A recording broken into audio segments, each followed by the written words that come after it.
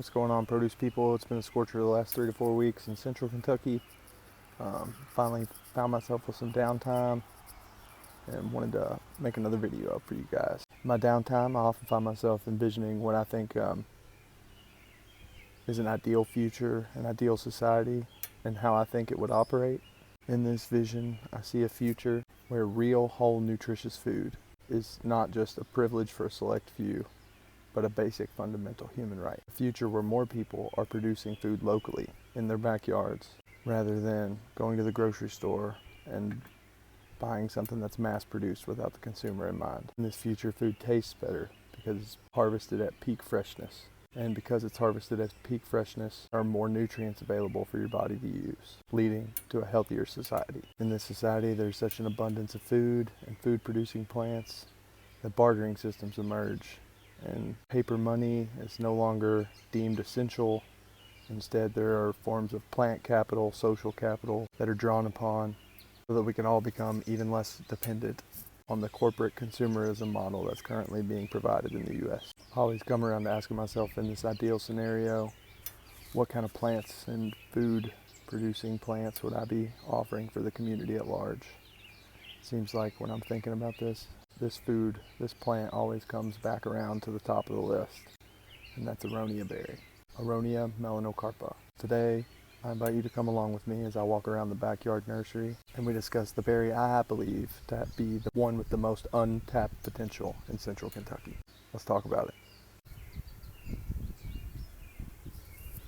Ladies and gentlemen, I give to you an Aronia berry bush. It's actually not a berry, it's more closely related to apples. That's just a marketing tactic. We'll talk about that later on in the video. If you'll notice, it has opposite arranged alternating leaves.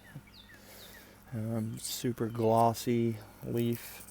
This guy seems to be a little nutrient deficient. We'll have to do something about that here soon. This fruit's not to be confused with the choke cherry or the two other Aronia species native to North America. This is Aronia melanocarpa. It's also known as the black chokeberry. Been popularized in Eastern Europe. Ukraine, Russia, and Poland are the main areas where these have been commercially viable. What's going on, produce people? Editing Travis here. I just wanted to say that whether you believe in the war or are against the war, we could all kind of agree that there are going to be some children not coming home to see their parents. There's going to be some parents not coming home to see their kids, and that's an atrocity. In the Bible, it says, "Blessed are the peacemakers." Pretty clear to me that our political elite do not want to make peace at this point. They are interested in instigating and escalating this conflict. So from one American, from Kentucky, to you all out in Eastern Europe, we're with you all, praying for you all, hoping that the conflicts end soon and that peace can return to your land, and just so people can stop dying, man. There's not a lot in this world that makes people dying in a grand scale. Okay, praying for you all. Back to the video. Notable for their highest antioxidant content among native North American fruits, more than 4 times that of blueberries, which I thought that was quite interesting. Blueberries are supposedly the superfood native to the U.S. It also has more than raspberries, elderberries, grapes, and cranberries. It's known as a black chokeberry due to its initial astringency when ripe. Other than pukeberry, and you all come up with any other name that would make this less marketable. Chokeberry. Are you kidding me? You can think of something better than chokeberry or pukeberry, put it in the comments. It has since been renamed to an Aronia berry. It looks enough like a berry to get away with. Today, Aronia offers farmers and backyard gardeners with a hardy and resilient shrub that is delicious in a number of value-added products while being very low maintenance throughout the season. Here's another Aronia that's starting to get ripe. This is the Viking variety, I do believe. This is only its first year producing. I would imagine it's going to produce more in later years. I definitely need to get some compost and mulch going on these things. This is one of the few fruits where it's well published that this stuff is absolutely awesome for you. I'll post some links in the description for sure. And antioxidants and anthocyanins and polyphenols. Potential benefits include boosting the immune system, supporting cardiovascular health, and enhancing eye health. Some people may ask, what's it mean to be a superfood or a superberry? My understanding is it primarily refers to the concentration of natural antioxidants in different foods. The higher the antioxidant profile, the higher the protection of your body and cells. These fruit contain purple pigments known as anthocyanins, and they are unusually beneficial for the body. Some can help to enhance your mood, while others can help protect the cardiovascular system by decreasing blood lipids and cholesterol. Some help the immune system by providing an immunomodulating effect. And for those who don't know, immunomodulating means that if your immune function is too low, it helps to bring it back up to normal levels. If it's too high, it brings it back down to a healthy normal level. Aronia is the purported king by many, the foraging community, as the superberry, and for good reason. Traditionally, Aronia berries are found in moist woodland settings, but they are highly adapted. In my backyard plant nursery, we have hard-packed clay, and the Aronia doesn't seem much phased at all. The plants thrive in sun to partial shade and are adapted to just about any soil type. So far, I have planted it everywhere, from dense clay to rocky sand, and so long as they have the right amount of light, more than 5 to 6 hours, they don't seem to mind the soil. Go down the row a little bit, and I'll show you another one that's in poor light conditions and see how it's faring. This guy down here maybe gets a couple hours of sunlight a day, 2 or 3, very dappled. It's to the north of this hackberry, and to the south of it is this pin oak, and this pin oak shades it out pretty good between these two. And then there's also another silver maple right there, a pin oak over there. It's getting pretty dense shade. It's still alive, still kicking, still putting on new growth. We'll leave it where it is for now.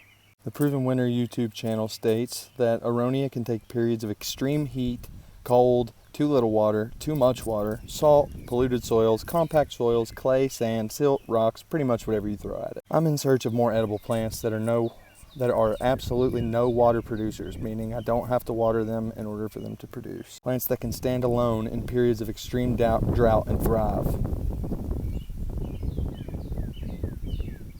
And this appears to be one of those plants. It's hardy to zone 3 and through 8, drought tolerant once established, so it might take a couple years of water, 1 or 2 years of water to get it established, but these guys have not. So just a deep leaf mulch every fall so far, and they've been good to go. But I'm also in Kentucky, and we get a fair amount of rain in the spring and the fall, so that's what's helping to get it established. It has a beautiful spring blossoms, brilliant red fall foliage, and dark berries that ripen by late summer. Usually late July or early August in this area, and they persist on the tree into winter depending on the local bird population. It ripens from green to red to purple to black, and you wait until the fruit is jet black before you harvest it. Grows like a weed, fruit you can freeze, and much more economical than ordering from online retailers.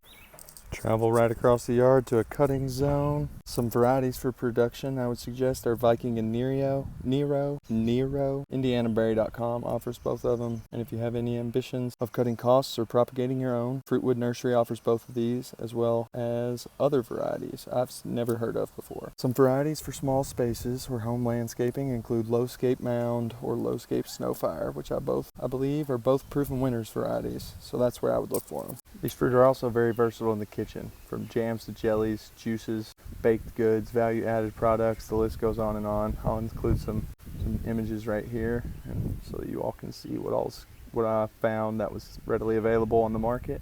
Found a creative Aronia recipe. It was an Aronia cheesecake popsicle that was posted online by Nature Hills Nursery. I'll link that video in the description. Fruit leather and many more. This fruit has increasing commercial potential and interest despite the challenges in mainstream awareness. And according to a video I found by Burnt Ridge Nursery, if you pair the fruit with an animal fat source like Greek yogurt, milk, or butter, take some of that astringency out for you. I'm looking forward to trying that here soon, really, because we got some berries that I'm about to show you that are looking to be right up here in the next week or so.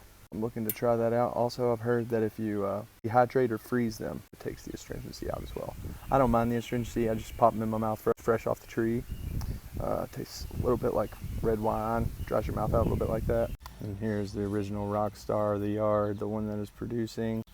Currently has berries on it. It's about ready to, in the next week or so. These will be jet black rather than maroonish purple. We got some that are closer to ready over here, but this fruit also has wonderful landscape design uses. You can see it's a multi-stem shrub, It fruits on the tips of the berries, so it's kind of an arching shape when it's got fruit on. Can grow to be 8 to 12 foot tall. Has beautiful showy clusters of blooms with pink pollen on the filaments. I guess filaments, anthers, I don't know. I'm not very good with the botanical references to the actual plant. It's wonderful as a standalone shrub positioned in the back or the north side with food or interest producing plants planted along underneath. I have ramps, strawberry and mint and other herbs planted close nearby. I got comfrey, some strawberries, there's some ramps back there. It's got stunning, beautiful red fall foliage that's ideal for hedges and landscaping. Requires minimal maintenance. Of all the plants in my yard throughout this almost month-long drought, this has been the one plant that I have not been worried about. Elderberry right next to it, worried about. This one, not so much. It'll lose a leaf or two. Never wilts. Just says, hey, I'm a little stressed, and keeps on keeping on. Life's a garden, dig it. Joe Dirt. Deer do seem to love this fruit, however, and this plant, so if you don't have any plans to protect it, it will get nibbled on by hungry deer population, so be warned. Needs to be caged up to protect it, at least until it's established and over their browse height. There you have it, a seemingly endless list for ways to use Aronia and the benefits of growing them in your backyard. Like I said, I love growing plants. This is my passion. This is my purpose in life. I believe that God had this purpose when he designed me as a human. He knew me in the womb. That's all I know. The Lord was watching out for me every step of the way. From garden beauty to health powerhouse. Aronia is a fruit I think that's worthy of growing in every backyard garden in Kentucky. Much more economical than buying from an online retailer. Join in on the local food movement. Cultivate your own Aronia patch in your backyard. Remember, this is a how I do, not a how-to production. Do what you want with this. I'm just sharing my notes. I don't expect you to listen to me. I'm no expert. I'm just a guy out here with my hands in the dirt. Do with it what you want. Go out, experiment, try new things. Don't just watch people act. Change the world one action at a time. As always, if you have any notes you'd like to share or any experience you have growing this plant or using it in the kitchen, drop that down in the comments section below. Keep an eye out for a video early next week. Till then, peace out, produce people. Happy growing.